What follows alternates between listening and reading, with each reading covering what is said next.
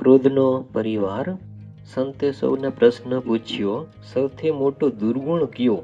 કોઈએ કામ કહ્યું, કોઈ લોભ કહ્યું, તો કેટલાકે ઈર્ષાને કહ્યું, થોડાકે મોહ માયાને દુર્ગુણ કહ્યું, એકાદ બેએ ક્રોધને દુર્ગુણ કહ્યું. આમ 100 દુર્ગુણ ગણાવ્યા. તે બરાબર છે, પરંતુ મારી દ્રષ્ટિએ ક્રોધ સૌથી મોટો દુર્ગુણ છે, કારણ કે તેનો બહુ મોટો પરિવાર છે. પછી તેને ક્રોધના પરિવારનો પરિચય આપ્યો.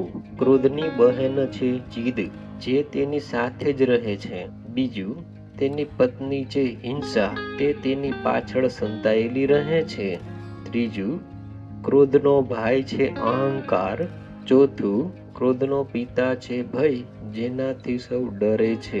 પાંચમું, નિંદા અને ચાડી ક્રોધની દીકરીઓ છે, તે કાન અને મોંની પાસે રહે છે.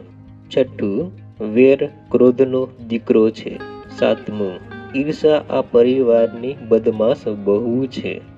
આઠમું, ક્રોધના પરિવારની પૌત્રી દ્રોણા છે, તે નાક પાસે રહે છે.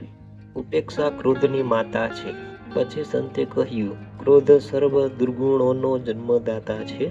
ક્રોધથી બુદ્ધિનો નાશ થાય છે. ક્રોધી મનુષ્ય હિંસક પ્રાણી કરતાંય પણ ભયંકર હોય છે. જેણે ક્રોધને જીત્યું તેને જગત જીત્યું ગણાય.